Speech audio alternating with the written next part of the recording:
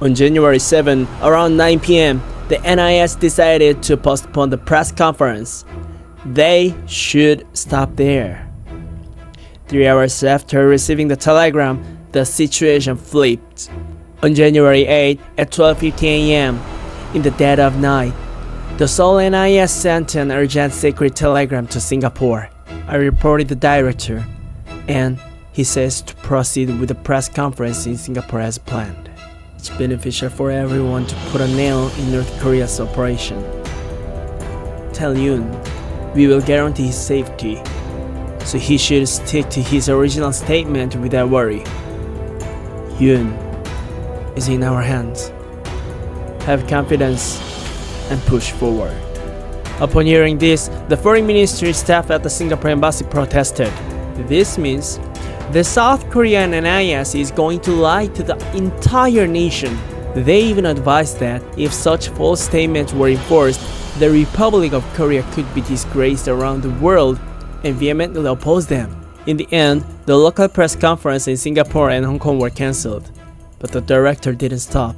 Even before Yoon arrived in Seoul, the South Korean media was already flooded with sensational articles. The press was plastered with wild stories.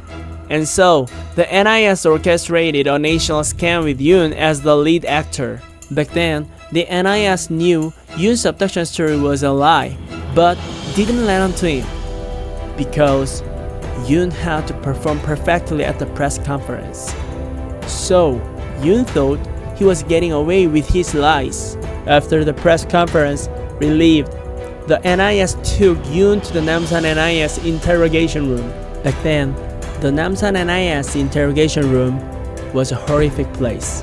Many people were tortured to death or forcibly accused there. This is Central Intelligence Agency. Think you're dead. Spill everything. In the end, Yoon confessed everything in just 2 days. This was a whole 15 days before Suzy Kim's body was found. Even the investigating officer reported the director, Yoon should be punished for violating the National Security Act and murder. But the director said it's already been reported as North Korea's atrocity. So, bury the case. They turned this heinous murderer into a hero of the anti-communist struggle in South Korea. This director was none other than the notorious Chang Se-dong in South Korea. He will show up a lot when I talk about other stories in Korea later. This guy staged a coup in South Korea, seized power, and even killed innocent people by framing them as North Korean spies. He was fiercely loyal to former President Chun Doo-hwan. He served as Chun's bodyguard chief and NIS director. He was Chun's alter ego, his shadow. Coincidentally, 1987, when Yoon's hoax happened, was a time when President Chun was very uneasy, because back then, the South Korean NIS had tortured an innocent young man to death with waterboarding while investigating him as a North Korean spy. At the time, Chang Se-dong tried to cover up the waterboarding by saying, "When I slammed the desk, the students went and died of a heart attack," which angered a lot of people. Meanwhile, demands for constitutional reform and democratization were spreading nationwide. That's when a card to flip the atmosphere appeared. In the end, for these reasons, the NIS lied to the entire nation in an unforgivable way. Back then, the NIS set a code name to cover up this case forever. It was called Operation Macaroni. Probably because in Hong Kong, macaroni soup is a common breakfast. The NIS made Yoon memorize the false abduction scenario over and over to turn the lie into truth. They made him memorize it so well that he could recite it if woken up in the middle of the night. After 3 months, Yoon was released from the interrogation room. And when Yoon called the NIS, He had a special name. His NIS name was Shin Il-gu, Shin from Singapore, and Il-gu from January 9. Since in Korean, January 9 sounds like Il-gu, so he was called Shin Il-gu. Back then, Chang Se-dong instructed that if the Hong Kong police requested investigation materials on Yoon from us, we should delay and make it an unsolved case. In fact, when the Hong Kong police suspected Yoon and requested investigations from South Korea rejected all requests to cover up the case and framed Suzy Kim as a spy. So, what happened to Suzy Kim's family after all this? The NIS knew that Suzy Kim and her family had no connection to North Korea and that she wasn't a spy. They dragged her family to the interrogation room and interrogated them harshly. In an interview, Suzy Kim's sister said this: "After seeing the news, I called home, and my mom answered but told me not to call again and hung up. By then, soldiers had already stormed the house, blindfolded my mom, dad, and brother, put them in a black car, and took the whole family to the interrogation room, demanding they confess that their daughter was a spy. And they tortured my elderly mother, over 60, by stepping on her with military boots. Another sister of Suzy Kim was taken along with her husband and their 3-year-old son. They brainwashed the family, forcing them to say Suzy Kim was a spy. The NIS destroyed a family, inflicting wounds that can never be healed, just to distort and cover up the truth.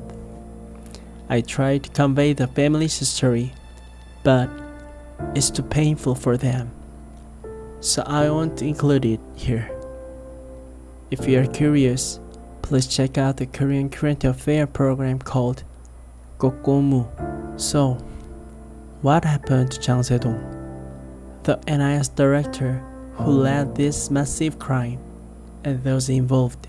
They faced no punishment. Dereliction of duty has a statute of limitation of 5 years, abuse of power 10 years. So, despite many victims, the statute of limitation had already expired, and they couldn't be punished. Suzy Kim's real name was Kim Ok-bun, born as a daughter of a poor farmer in Cheongju. She was so poor that she only went to elementary school. As the second of one brother and 6 sisters, Kim Ok-bun made a promise to herself not to let her starving younger siblings and mother suffer. So, at the young age of 15, she left home alone to work, sending all the money she earned to her family. In the 1960s and 1970s in South Korea, Korea was so poor that many young boys and girls came to Seoul from the countryside to support their family. The most common job back then was being a bus conductor. From 4 a.m. to midnight, enjoying packed buses, the daily wage was 441. She saved that hard-earned money to pay for her siblings' tuition and living expenses. But when Ok-bun returned to Seoul, on top of everything, her father passed away from illness, and their house caught fire. Being a bus conductor wasn't enough, so she went to Hong Kong, where they said you could make a lot of money. She was just a responsible woman who lived her life thinking only of her family.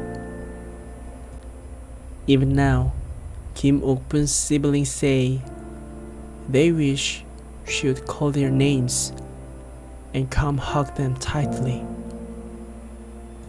Well, that's the end of today's story. A case where the injustice of an innocent person was hidden by lies for far too long because of heinous murders. What do you think after hearing this story? Thanks for listening to my story today.